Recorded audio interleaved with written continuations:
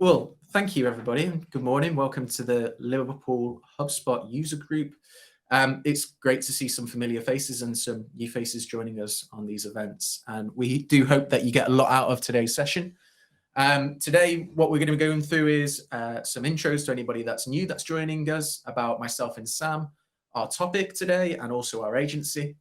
We'll then be moving into the core topic, which is around managing your tech stack and how you can use HubSpot as your central source of truth. And at the end, as ever, we will have a Q&A session, but please pop any questions in the chat pane as we go throughout this session. Before I do intro myself and Sam, Meg is also on today's panel with us. She's not in our podcast room. We don't have a third seat at the moment. But Meg, I just wanted to thank you for today. You always put these events together for us. You do a lot of work. And she will also be sharing some assets and learnings with the audience in the chat pane. So please do look out for that. And thanks again, Meg. Of course, thank you. No problem. So if I move to the next slide. So your host for today. I'm Hugh, but this is actually my last HubSpot user group today as host, as I'm going to be passing over the reins to our business development manager, Johnny. Some of you have probably spoken to Johnny before.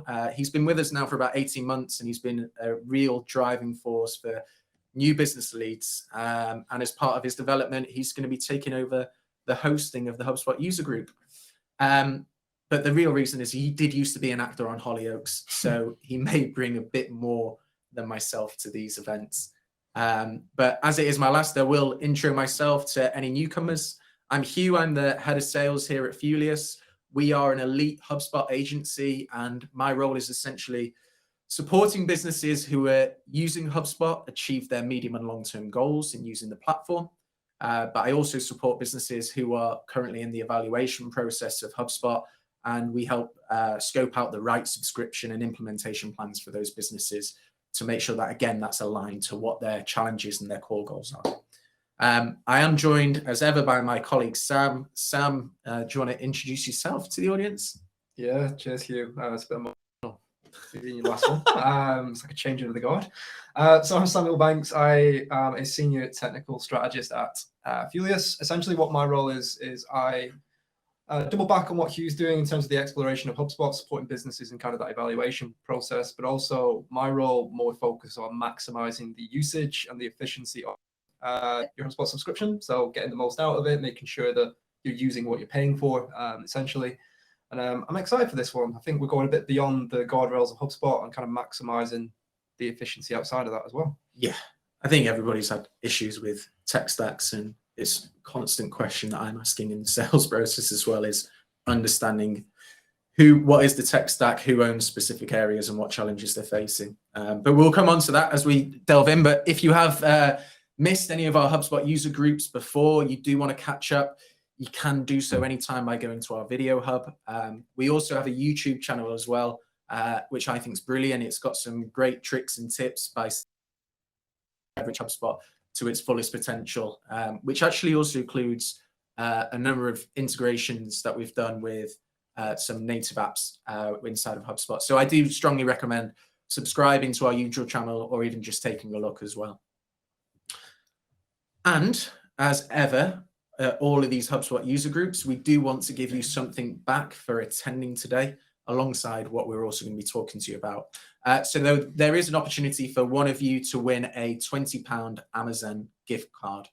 And all you need to do is in the chat pane, tell us what's your favorite app or integration and why. Don't need to answer now. You can have all of the session to think about it. I will put this slide up again at the end of the session. We will then take that away. We'll pick a winner amongst ourselves. So get creative with your thinking. We do like some quite interesting answers to those that we have had before as well. 100%. Okay, so on to today and today's topic. So I'm going to be talking you through building and managing your technology stack. So to start off with, you're going to see this crazy screen and visual in front of you. And this visual is of the MarTech map for 2022. It's a collaborative initiative by Chief MarTech and MarTech Tribe. And what it categorizes is a whopping 9,932 MarTech solutions.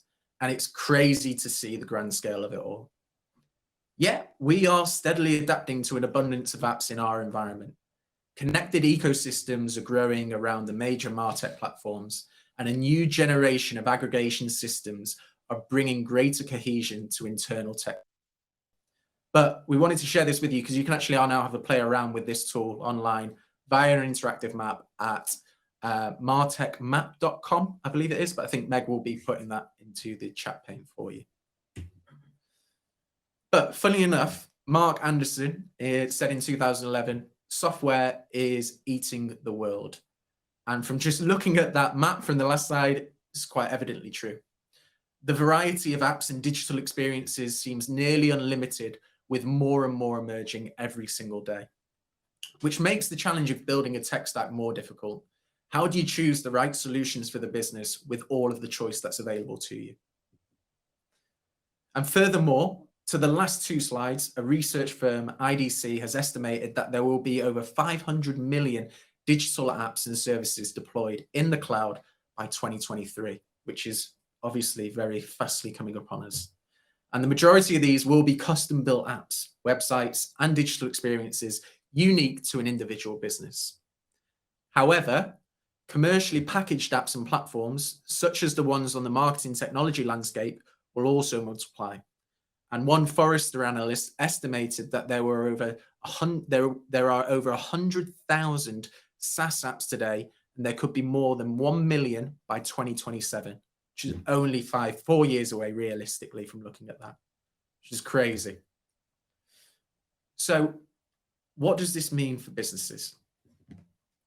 Well, by having multiple systems and softwares as part of your overall tech stack, the likelihood is that not all of these solutions will be connected, creating disconnected systems. Now, there is a cost to disconnected solutions, which impact a variety of things. And you can see in front of you, there's some stats here. 86% of reps get confused about which tool to use for which task. 80% of sales reps waste time keeping track of different login credentials for different tools. And admins waste 4 hours every week helping reps access and use different tools. Now, that 4 hours a week, it might not seem like much. Ultimately, there are 50 working weeks in a year when you take in holidays, etc. Those 4 hours every single week will basically be a whole week that you've lost based on all your administration time. So think about that as a cost to your business. And essentially, all of the above means one thing: wasted time. And there are a number of other impacts of disconnected systems, which include siloed systems, siloed teams, questionable customer data, which is a biggie, botched marketing to sales handoffs. Again, I'm a massive advocate of marketing. So the cleaner that marketing and sales can work together, the better. If that is disconnected, that is a major problem to any business who's looking to generate more revenue. It can also mean missed opportunities or lackluster customer experiences. So again, customer experience is a huge thing, and it's becoming more and more important as time goes on. There's so much choice available on digital as well, customer experience is a huge thing that you need to focus on. So if there's a lackluster customer experience, think about what the impact that is to your business. And that essentially is that next point, that lost revenue. And you've got no insights into what is and isn't working. So I'd be really interested to know here if any of you are experiencing any of these issues at your business and what remedies that you're putting in place. Okay, so we've talked about the issue of disconnected systems, but how do you align your tech stack with your customer journey so that every app or tool that you use drives revenue growth and ROI? Well, as an overview, here are some of the different types of tools you might need for your marketing, advertising, sales, e-commerce, and service functions. So your marketing tech stack should have tools for attracting, building, and retaining an audience. The stack could include email automation software, chatbot software, analytics tools, CMS or content management systems such as WordPress, SEO tools, and lead generation tools. Your sales tech stack should empower your sales team to sell confidently and prospect effectively. So for example, here, you can include the following: obviously a CRM software, a business VoIP or a call tracking software, data management software, sales enablement tools, meeting schedule software, and video recording tools as well. Video is down to the business, but more and more business ourselves, we're using software such as Vidyard to push out our messaging from a sales perspective, and also use that as part of the proposal phase as well. So again, this isn't an indication of what you should be using, it's what you could be using. Your service team tech stack should allow team members to take care of customer issues quickly and effectively. So for instance, what you could potentially invest into here is a ticket management software, help desk software, knowledge base, live chat, survey, and even call center software, depending on what your function needs. And why is it important to essentially audit your tech stack? Well, when it comes to your company's platform needs, there isn't always a one-size-fits-all solution. Every single company has unique goals, unique offerings, and unique challenges. On the flip side, there are new apps and updates being launched every single day, which is why we recommend auditing your tech stack on a regular basis. And by reviewing the apps your business uses, you may discover ways to save employees time, save money on apps, consolidate apps, maintain a single source of truth for data, and consider all the tools your business needs to run effectively. This includes everything from your content management system that your website is built on, through to the social media accounts you use to build your brand's presence. The apps your employees use should be tied back to what your overall business strategy is. And as your business grows, its needs will change and expand. So you might not need certain apps that you used in the past, or it might be time to invest into a new tool. And this is a really interesting point, because businesses can have owners for specific technologies, and you get attached to certain technologies, not in a relationship way, but in terms of you feel it suits the needs of your business. And the main goal of your business should be always tying it back to what is our business strategy and how do we achieve our growth potential. And if certain apps are not fulfilling those needs, you do need to evaluate those. And it may be a detriment to some employees who really enjoy using that tool, but you've got to think of the bigger picture. Why is this important for our business growth? Why is this app important for us? And as your apps get longer, the law of diminishing returns comes into play, and it becomes more difficult to maintain peak efficiency. And this is where essentially a tech stack audit can help you revitalize your toolkit. So how do you carry out a tech stack audit? Well, an effective approach to auditing tech stacks focuses on the business processes connected to each app rather than the actual app itself. So start by getting input from all of the stakeholders and the app users from your business. Now, this might include directors, it might include team leads, and individual contributors who use the apps daily. So focus on gathering the facts about each app and the underlying business process, while noting down user views on the effectiveness of each app for analysis later. And there, when you do a tech stack audit, there are 4 steps to cover. What are your business processes? What are all the apps each team uses to complete daily tasks? And what is the business impact of each app? How does each app impact employee efficiency and the customer experience? Then it's time to assess each app, and on a spreadsheet or a document, answer these following questions. How, where, and when is the app used in a business process? How ingrained is the app in a business operation? Is it used every day or not at all? How much would it cost to move to a different system? And finally, does the app have the potential to meet more than one need? And if so, which need? So just to wrap up from today's session, it is critically important to evaluate your tech stack on an ongoing basis. You can do that biannually, annually. They're very dependent on how your business operates. The one thing that I would always suggest is think about what is your overarching business goal for the next 3 to 5 years. And are these apps contributing in a way effectively for our business? And what you can tend to find is, once we've done tech stack audits before for our clients, is that one app is servicing multiple needs, and you actually are using 3 to 5 subscriptions where you actually only need 1 subscription. And HubSpot's a great example for that, because the vastness of the platform is huge. But we're not naive enough to think that HubSpot is always going to be that all-in-one solution for every business. You do need other technologies to make sure that you achieve your business goals. So we have put together a downloadable asset for you today. So you can download our tech stack audit spreadsheet to cover all the key areas that you need to consider. Tech stack overview, integrations planning, and automated reports on usage and cost. So that's me for today. What I'm going to do is I'm going to stop sharing my screen if I can and hand over to my colleague Sam, who's going to be talking more about HubSpot. Yeah, thanks for that, Hugh. It's my favorite topic to talk about. So let me share my screen and we can kick off from there. So, okay, can everybody see slide deck?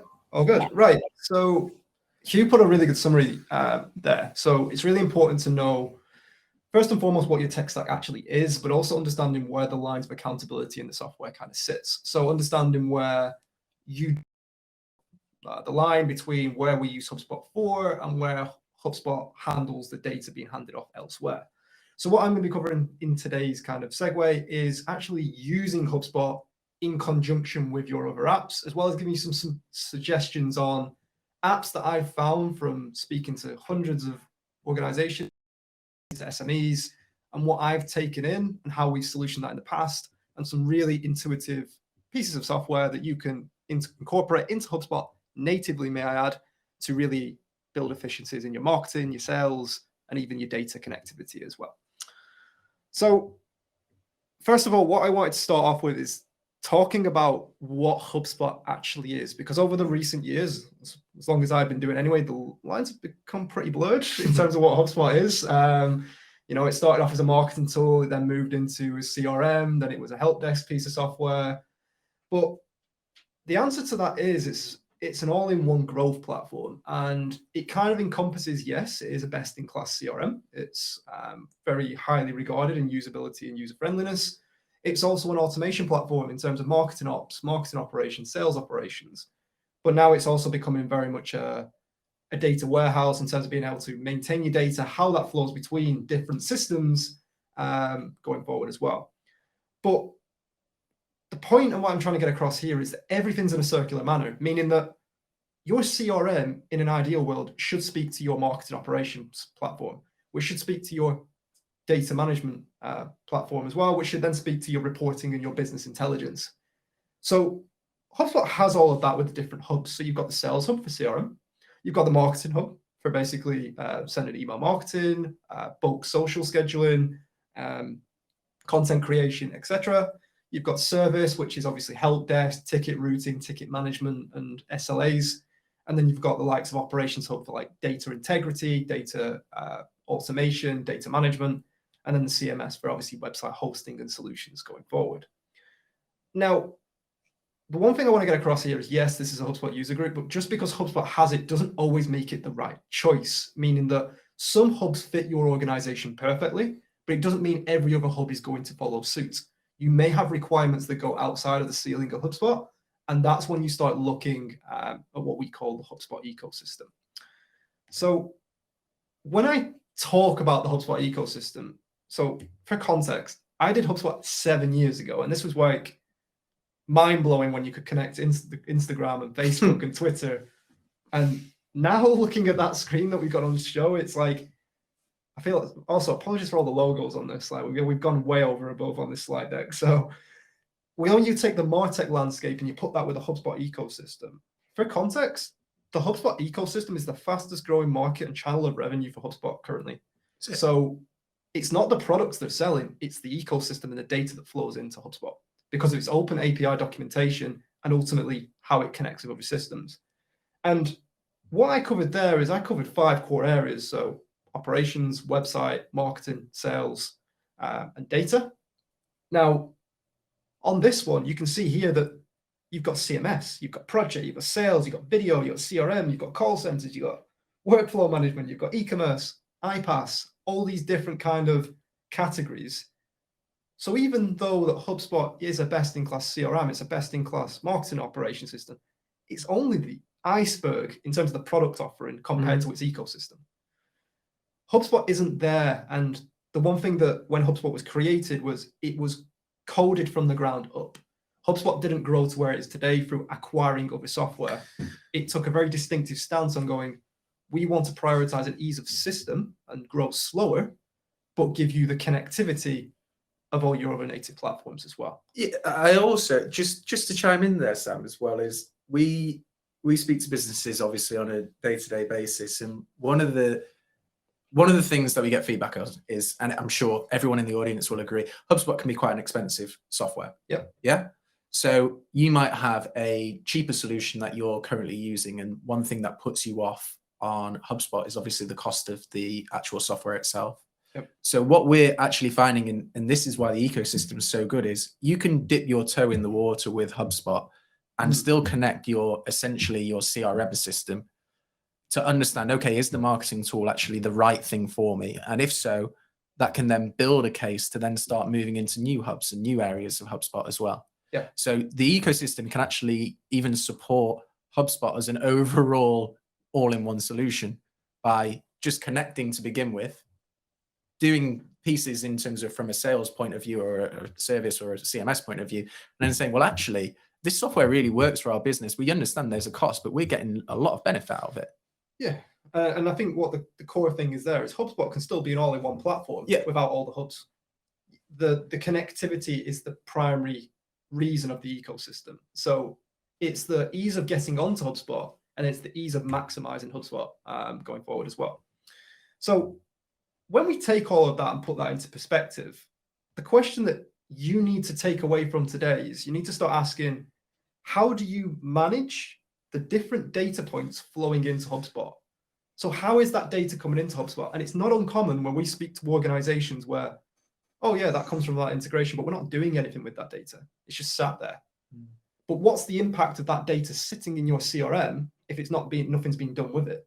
Is it loss in time? Is it leads? Is it loss in revenue? Is it causing confusion? Are your sales team be able to find their leads that we are managing effectively? So it's a question of, on the back of what Hugh was saying, is what system do we have and how does that connect with our CRM? If HubSpot isn't your CRM, the same question follows suit.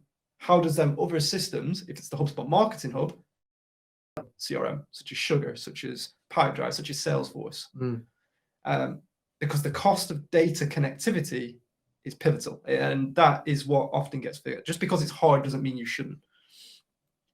So one place to start, and this comes from a solutions architect, and I've spoken to many at HubSpot and I've spoken to many at other leading SaaS companies. It starts with an entity relationship diagram, or an ERD. And basically what that is it's a visualization that describes relationships between people, objects, places, concepts, or events. So it kind of, in English, what I'm trying to say is it maps out, one, how your system stores data, and then how that data is passed across to other systems as well. So if our data is coming into the contacts area of HubSpot, what system and what area of that system is passing data across? Is that two-way? Is that one-way? Is that on a trigger? Is it on a sync? Because what you find is as you move into a business, you'll be inheriting what's already there. So reviewing it is really important to really critically understand not only how things are working and how you can maximize that for marketing ROI, sales ROI, but also ROI from cutting software cost as well. I think it's documenting, it's the key thing, isn't it, as well? Like, these ERDs are really important. What we find is going through like an integration project or connecting systems together, it's not always documented, and there's not always a thought out process. The process that normally happens is we want to connect these two systems. Okay, great. How do you want this relationship to work? Well, we don't know. We thought you would know. We're not your business, and as Sam rightfully said, people leave jobs and people inherit other people's work, and if it's not documented, how is that business supposed to scale? It makes it so difficult. So advice is, if you are ever looking at integration works, or if you're ever thinking about how do we evaluate our systems, you need to document what data do we store where and how does that feed into our other systems. Because otherwise you'll never be able to grow to that point that you want to. Yeah, and kind of to put on the back of that, the purpose of an ERD, before I show you what that one would look like, is being able to understand the jigsaw or the puzzle of data. So we go, we're paying 15 grand for a software area, right, a year. Let's just get rid of it. All right, but what's the impact? Who owns it? So it's going back to your tech stack audit. Yeah. Can we just unplug that piece of the jigsaw puzzle without breaking the business? So that is essentially what an ERD is there, is to show dependency and where the efficiencies lie. And a basic, so the heading on this is really important. A basic ERD is you will be able to see that on a customer record, we have their email address, their first name, their last name, but the relationship is that speaks to the order object. And then there might be an integration that comes into our order area of HubSpot to give us that kind of ROI, so we can actually start looking at resource and enterprise planning of an ERP, which is a very poor example of using an ERP and an ERD. Yeah. Basically, start small, understand one system, move on to your next system, then understand how they come together and start to build this kind of web of IT and data flow. In terms of accountability, this is often done by your IT team, because they're the ones that manage kind of like your compliance, your data integrity, if you have an IT team. If not, it might sit in operations, but it's definitely something to, if you don't already have one, evaluate it. You might find you might be able to save thousands, if not hundreds of thousands, if you're paying for loads of software, just by actually mapping this out going forward as well. And that brings us on to how HubSpot helps. So you don't have to start from scratch with this. HubSpot has actually released the data model overview, which a lot of people kind of look at and go, oh, it's nice, but they don't really understand what it's there to do. And with HubSpot's release of custom objects, where you've got enterprise and you can kind of roll out, oh, well, my business is a dealership. We sell to people, but we sell cars. I can't link a car to a deal. So you can now create a cars object. But as you can now roll out custom objects in 5 minutes, what has the person before you rolled out? And how is that quickly growing? Because your span of your CRM is growing. What integrations just go into our cars object? What integrations come into our contact standalone? Is that just one way in HubSpot?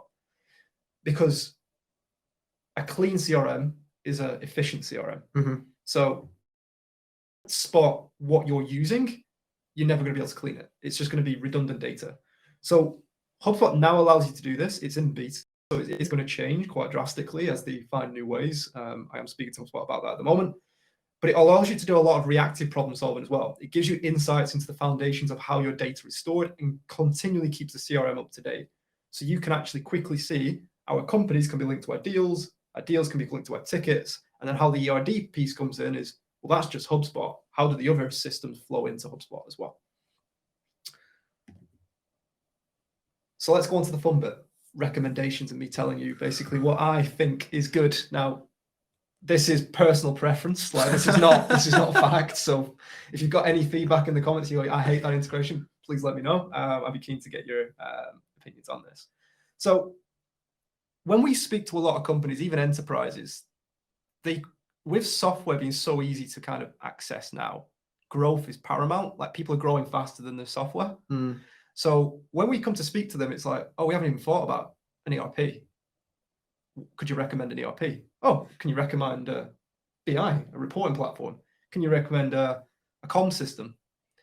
And if you can start off by integrating that with your central source of truth, i.e. a CRM, whether that's HubSpot or not, you're off to a winner, because your finance data, marketing data is going into your CRM, your sales team have got all the information, all the empowerment to do renewals, new business, however your business chooses to operate. So what we've done is we've got a little visualization. I'm sure this is on many of the assets that Meg will provide after this, where you can actually see for different areas of both the flywheel and your functional operations, some of the integrations that we recommend that go beyond HubSpot's current limitations. Now, I've put a few slides after this together in terms of the ones I recommend, but there's some that you may be familiar with on there. So like, for example, using YouTube and Facebook and Twitter for Attract, but you may not be aware of what message media is. So just looking at this, it might give you some ideas to look into it. But these are tools that can help power your flywheel at each different stage of where your organization wants to focus as well. So let's talk about those solutions. Now, I've mentioned native quite a bit, and what people often find is, okay, HubSpot can connect to, picking something off the top of my head here, Instagram natively. So them two systems plug in quite fine. But think of areas where, oh, we've got a really bespoke ERP that doesn't connect to HubSpot. It's going to need integrating custom from an agency. Yes, that can be done. HubSpot has open APIs and it's always possible, but you've got to put a specification together, how data flows, what fields you want to pull across, and how you want that to work going forward as well. An easier solution to that is what we call an iPaaS piece of software, or more commonly something like Zapier, which is essentially, if you go on holiday and you've got a UK plug and you're trying to get an EU socket, Zapier is the adapter that connects the two. To use an analogy there. Let me know what you thought of that. But basically, Zapier is there that connects HubSpot beyond just the native apps. You can create your own integrations through a nice user interface. When this happens in this piece of software, so when a new row is added in a Google Sheet, create a new contact in HubSpot. Because you may have a really sticky BD team that don't want to go into HubSpot. It happens, and that's fine. But you still need that data in HubSpot. So you may look to incorporate Google Sheets via Zapier. Alternatively, if you do resource planning, you could do the same. If you've got a HR piece of software and you want to copy the notes onto a contact record of an employee in your CRM that's private, you can do that because Zapier goes beyond just the normal means of the ecosystem with HubSpot. Some common examples of what that integrates with: Asana, Gmail, Google Sheets, QuickBooks, Slack, Trello, big names that are not native to HubSpot. So you could have, for example, when a deal goes into close, trigger Zapier, which then opens a new Trello board for a new client, and then creates the first card with all the deal information on. And your handover is automated. You just saved, an hour just by doing that.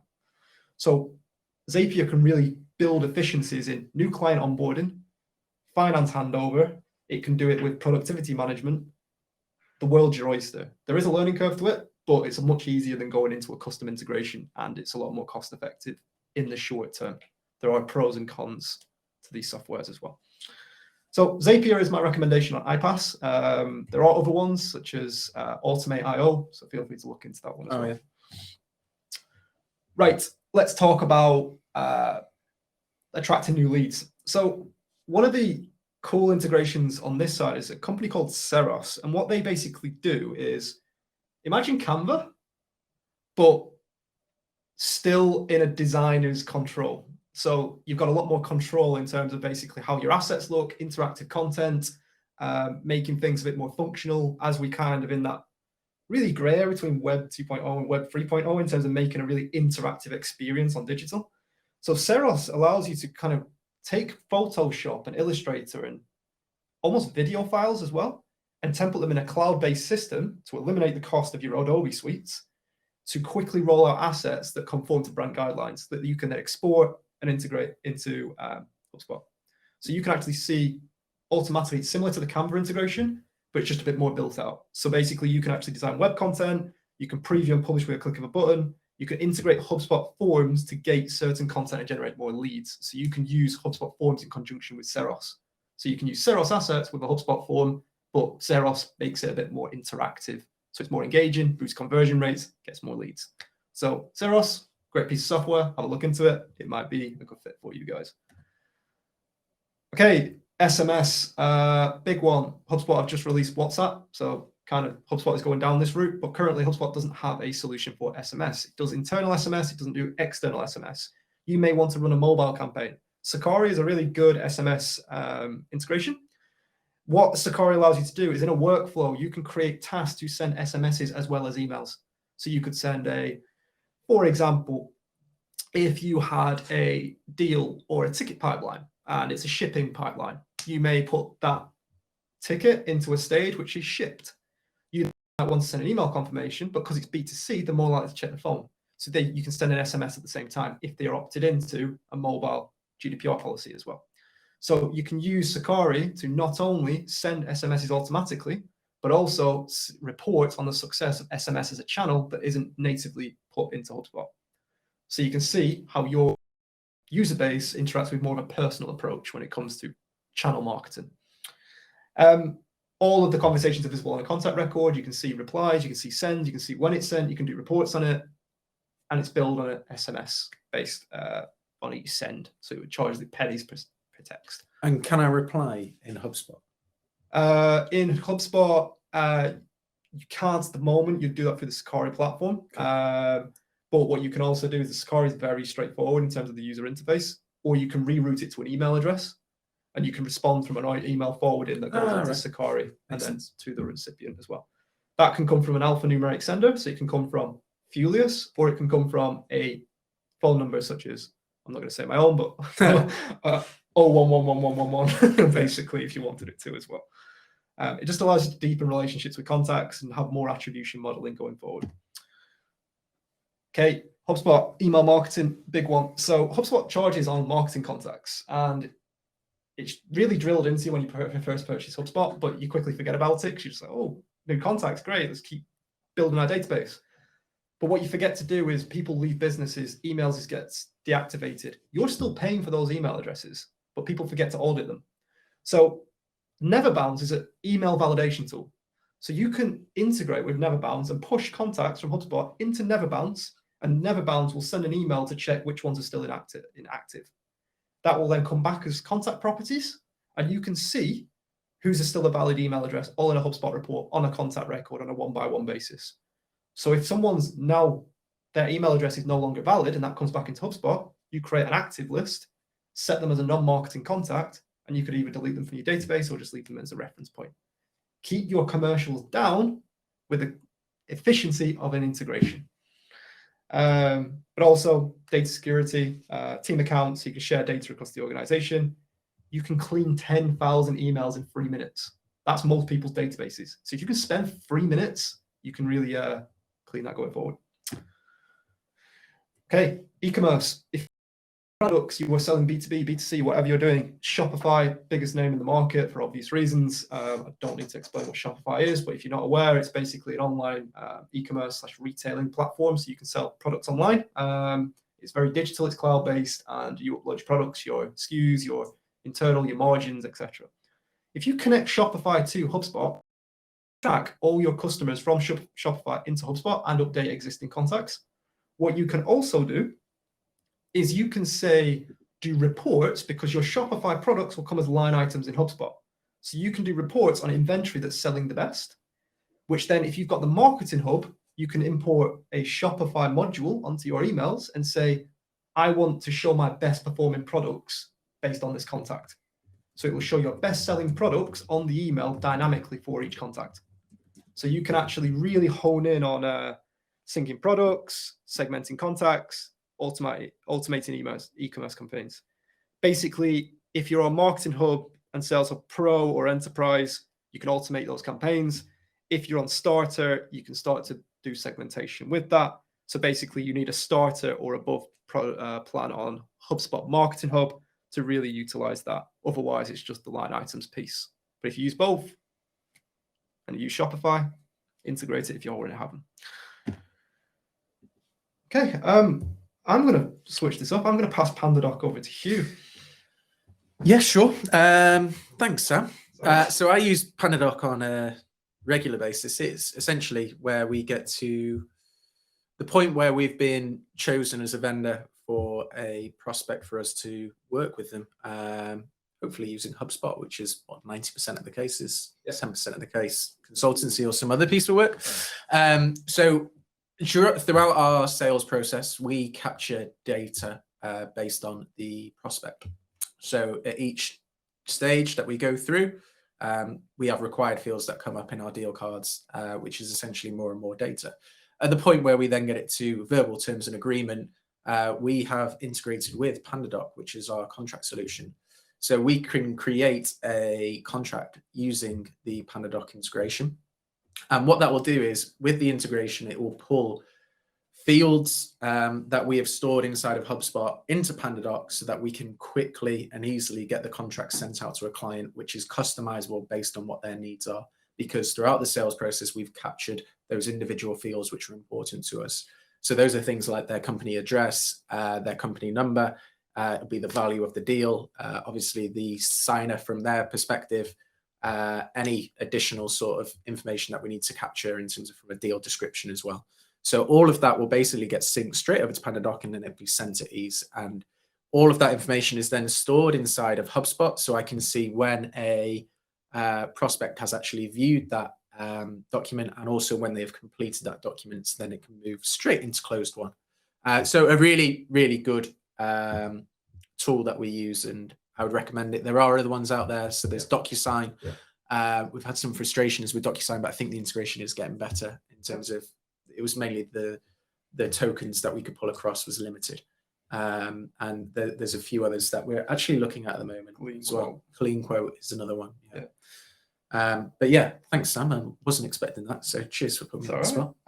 Sorry for putting you on the spot. But yeah, essentially PandaDoc can allow you to create a contract or a quote within minutes if you've already filled in that information on the deal. So you just press a button, it'll generate a quote, and then you can just send that out, basically. So basically Q's role is a bit automated. But the consideration there is HubSpot does have the quotes feature, but you pay per e-signature. Because HubSpot, PandaDoc is a contracting tool by definition, you get a lot more e-signatures. So it might be more cost effective to have PandaDoc and integrate it. Alternatively, HubSpot Quotes have released recently template customization, but there's a ceiling with how far you can go with the design. PandaDoc may give you more flexibility in how you want that contract or that quote to look, the structure, the layout. So again, it might make more sense to go into PandaDoc and integrate that into HubSpot as well. All right, Slack. So so Slack is basically a communications platform. It basically allows you to communicate internally or even externally with other partners in kind of like a workspace chat, instant messaging environment. If you integrate Slack with HubSpot, what you can actually do is in a workflow, you could say when a deal goes into close one, send a Slack message to a channel of close one deals. You can keep everyone in the loop and they don't even have to be in HubSpot. So if you've got an MD that's like, I don't want to be in HubSpot, fine, or I don't want to keep logging into HubSpot to see where we're at, you can actually just send the alerts via Slack. And if he's on the go, you can get a Slack notification to his mobile. So he can see what he really needs to know at the right time, really contextual going forward. Now, the other thing that you can actually do is you can actually use / commands to search or post info to HubSpot. So if you're having a conversation, which can happen on Slack, where you're actually selling via Slack, you can actually just put / put the command in, so send HubSpot, put the message, and it will also send that message to HubSpot onto the contact record for that contact if the email address is a match. You can also send the notifications. You can also share reports and dashboards directly to a Slack channel. So if you've got a team meeting and you just want to quickly add a push of a button, send the dashboard, you can do that via Slack as well. Lastly, you can also have the HubSpot notifications in Slack. So like when you've been assigned a contact, a deal, etc. So it just makes it a bit more front of manner in terms of how you get your notifications going forward. The one thing to mention is that if you don't use Slack and use Teams, everything you can do here, you can do with Teams. So if you're a Microsoft house, it works in the same capacity. And Slack, obviously, if you use Slack, there are other systems, but these are the best ones when it comes to instant messaging and enablement. Right, this one was a cool one. So when it comes to customer advocacy, this is something we discovered at Inbound this year. It's a company called ReachDesk, and what they basically allow you to do is you can send gifting campaigns. So a good one to mention is on the Hug, we do a £20 Amazon gift card. Yeah. What we may want to do is rather than us manually go in and go on Amazon, buy the gift card, get the link, give it to Meg. We don't do all this. Meg does this. So thank you, Meg. You can automate that entire process via ReachDesk. So what you can actually do is say, all right, when you populate credit in an account, so you put like £500 down. That's not just for one voucher. That's for any voucher. You can then just create links in ReachDesk with like £20 allocated to each link. And you can just push that into HubSpot. And then what you can do is automate that out via workflows, emails. So you can actually just send an automated link with £20 already allocated to it, which the consumer can get in a HubSpot email, which they click on it. But the best bit is it doesn't have to be specific to a retailer. So they open the link, they have £20 in credit that's unique to them. They can pick the retailer on their geographical market. Yeah.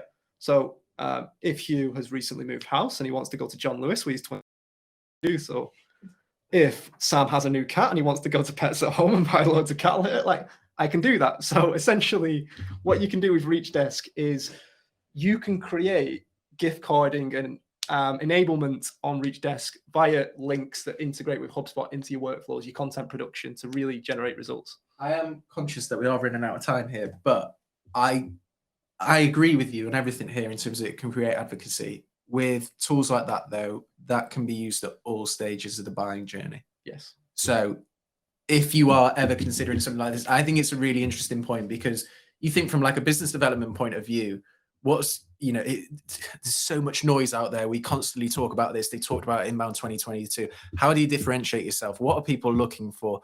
The power of email marketing is going down, down, down. So you've got to look at new creative ways of doing things. Giving someone something can be construed as bribing, but also it's a great way though to start conversations. Also, as they're going through that sales process, to show that you value them, understand what they're about. If you knew more about your prospect and you knew what they liked, you could have specific gifts towards them based on what you know about them, to basically show them that you've listened to them, that you care about them, and what you're looking to do with them is the right solution. So it shouldn't just be considered for advocacy. It should be considered at all different stages. Advocacy is just a great example for it, though, because that's probably the use case that a lot of people use it for. But me personally, I'd use it across everything. So if someone sent me a gift card, I didn't know them, for £20 to have a quick 15-minute chat, I'm going to have that chat. What a great way to start a conversation with a business.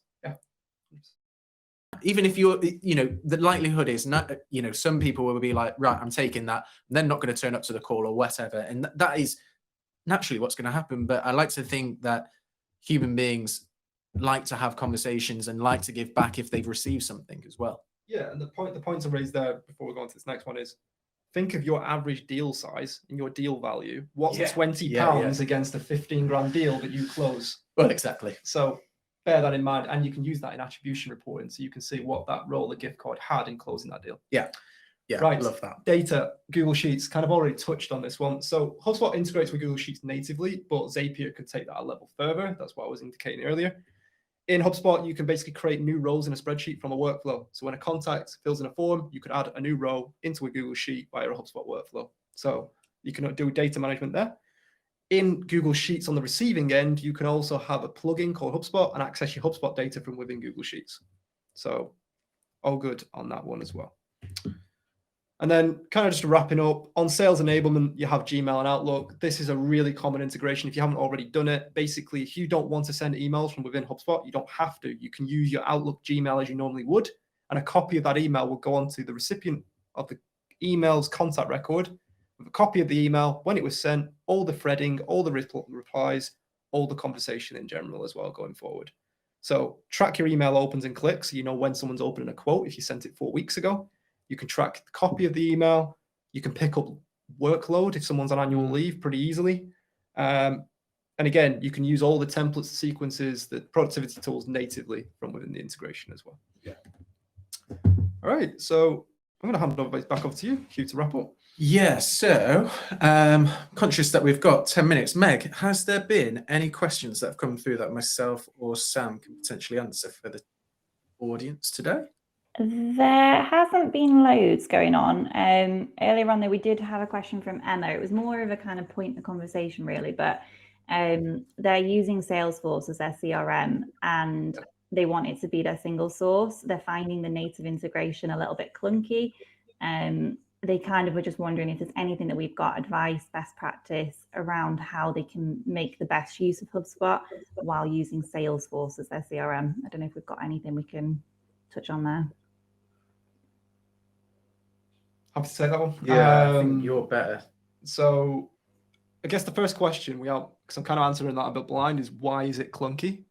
So giving me an answer to that is going to give me a lot better insight in terms of, is it clunky because you can't bring certain fields across? Is it because you've got certain formats? If you hit a limit?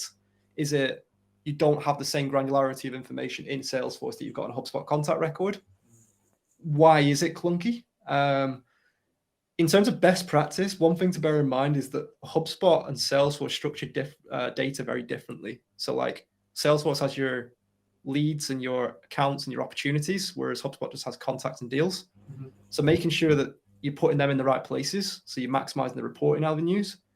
Also making sure that your source in HubSpot, which is out of the box, you've created a custom field in Salesforce so you can do source mapping, because Salesforce doesn't track source by default, not in the same way HubSpot does. HubSpot will auto-populate that, Salesforce won't. So make sure that's mapped across. If it's going beyond, like the sync's not quick enough, if it's not efficient, if it's missing things, that's a separate avenue you would want to explore and kind of put this down on paper, because a custom integration might be the way to go. Because it might be your instance of Salesforce goes beyond the standard objects in Salesforce. So you need a more custom approach to it. But apologies, that was not a quick answer, and it's not necessarily a direct answer, but I guess it kind of depends on what's causing the clunkiness. Yeah, okay. I think I would say, yeah, we can provide any extra material we've got around Salesforce and HubSpot as tools, but feel free to reach out, I guess. I think she's just gone back into the comments now. Oh no, that's something different. Okay, cool. I think that was it for questions, so we can move on. Yeah, Sam, if you could just pop through to the next slide. Just before we leave you guys, I just wanted to make you aware of something that, which you may already be aware of as well, is that as of the 30th of November, so just over a month away, API keys will no longer work as an authentication method for HubSpot APIs. So if you do have any custom apps built using an API key, they will stop working as of the 30th of September. Now, the fact of this is it can break automation, it can break integration points that can cost your business essentially a lot of time and money to fix. So it's just something more to be mindful of. So please do reach out to us if you do need to discuss those. And Sam, if you want to jump to the next slide, that will essentially tell you what we're doing as a service at the moment. If you want to book a consultancy call to discuss those, we will develop a custom migration plan for you, and then we'll test and deploy it. I'm very conscious that there is a strict time limit on this, and there's only a certain amount of availability that we can do, but we are here to support in whatever way that we can. So please do reach out if this is going to impact your business.